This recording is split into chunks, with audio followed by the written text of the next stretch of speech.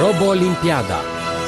Nu știu ce să zic despre Robo-Olimpiada asta. N-am mai auzit niciodată despre ea. E prima dată când are loc. Ia uite acolo.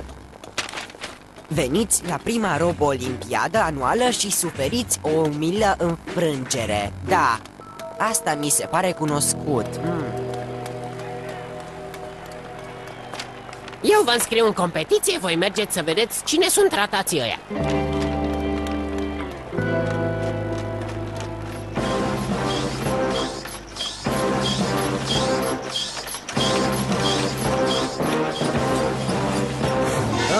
Generalul Yakitori.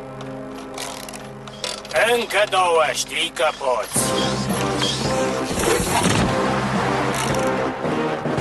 2 milioane de abdomene și încă nu a obosit. Eu, generalul Yakitori, am cel mai puternic, cel mai atletic robot care a existat vreodată. Medalia de aur este a mea, a mea! Eu nu prea cred.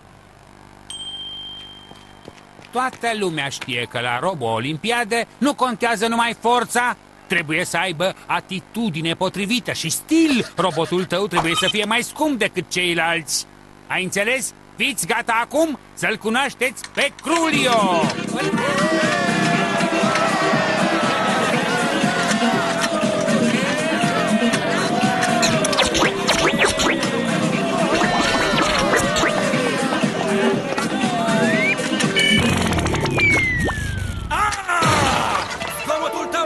Mă deranjează. Eu voi compune cea mai frumoasă melodie, melodia victoriei, împreună cu incomparabilul meu robot luptător, Constatron! Constatron, treci odată aici!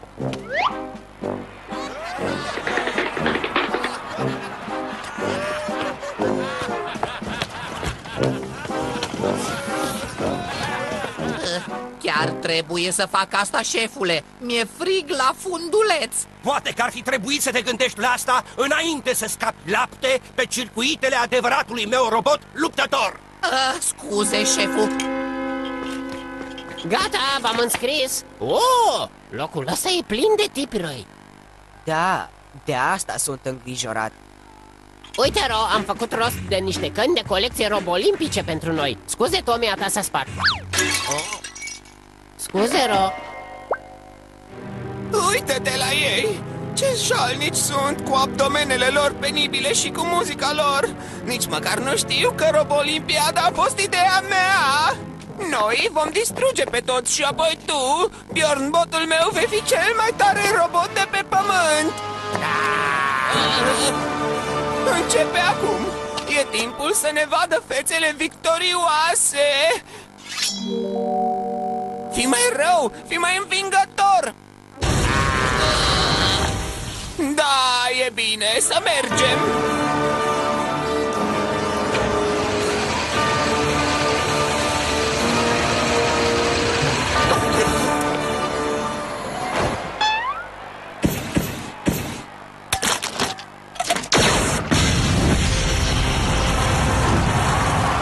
Bine ați venit la prima ediție a Robo-Olimpiadei!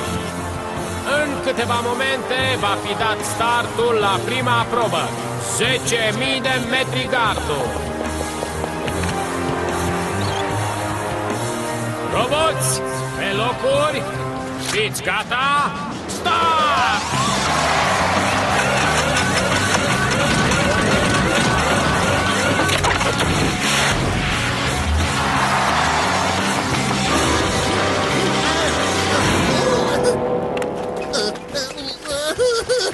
Ridică-te, neîndemânaticule! Sus de acolo!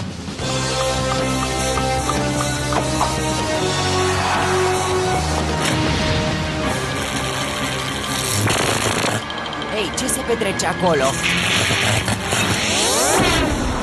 Parcă gardurile sunt electrice. Oh, da? Eu nu am observat asta!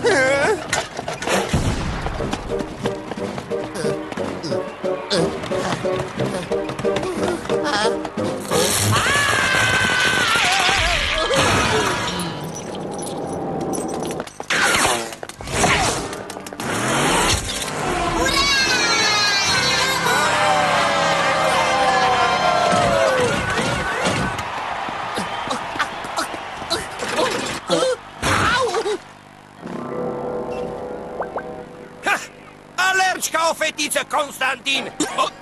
Vreau să zic că Constatron.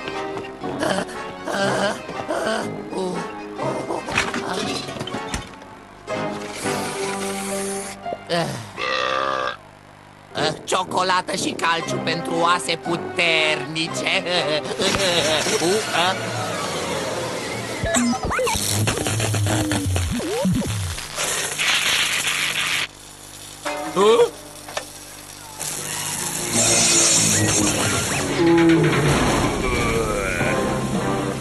Nu este corect! A trișat! E numai vina ta, kamikaze! Dovedește-o, Yakitori!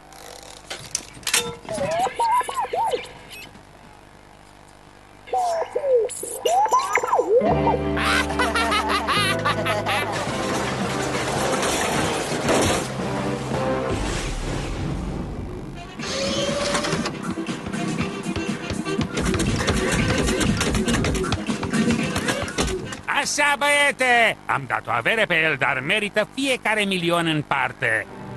Mingea, de fapt, e o bombă cu ceas. Când îți fac eu semn, aruncă-i-o lui Robot Boy și va exploda!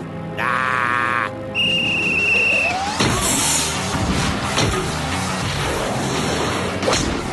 O prind eu! O prind eu! O prind eu!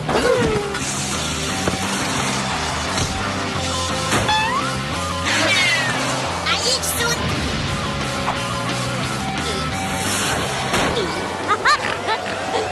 Ia mingea, Constatron! Încerc, șefule!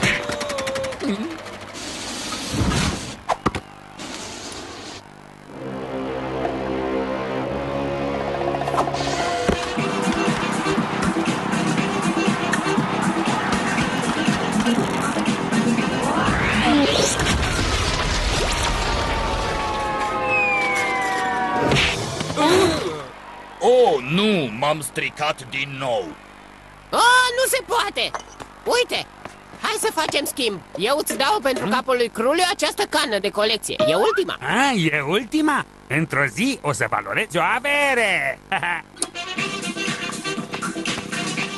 Gas, gândește-te, garduri care curentează, mingi care explodează. Concursul a fost aranjat. Da, aranjat pentru distracție. Nu putem să ne dăm bătuți chiar acum. Mai sunt doar 3 roboți. Sigur luăm aurul. Și acum, ultima probă, patinaj artistic. Primul concurent este Bjorn Bot.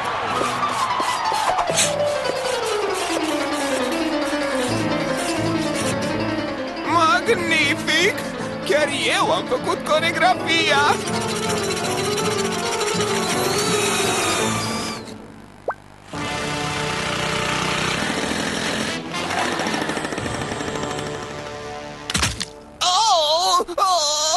Următorul concurent este Robot Boy!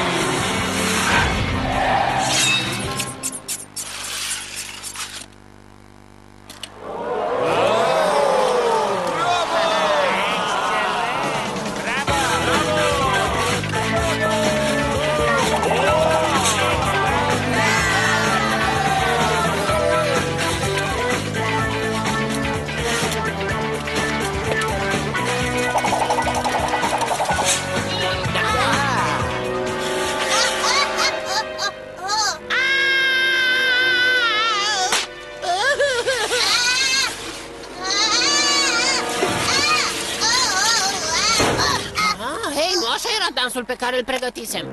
Nu, e dansul pe care eu îl pregătisem, cu patinele telecomandate. Știam eu.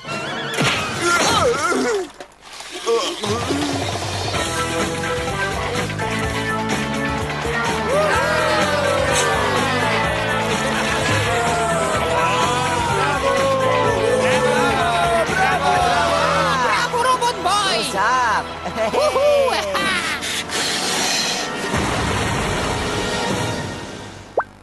Doamnelor și domnilor, câștigătorul medaliei de aur la Robo-Olimpiadă este Robot Boy! Dar eu nu mai patinez?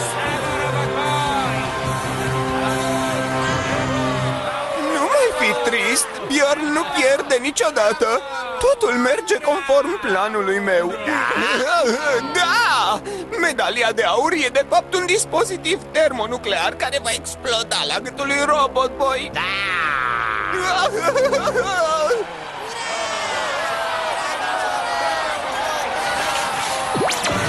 Șeful, eu am luat aurul. Nu! Nu e medalia ta! Robot Boy a câștigat-o!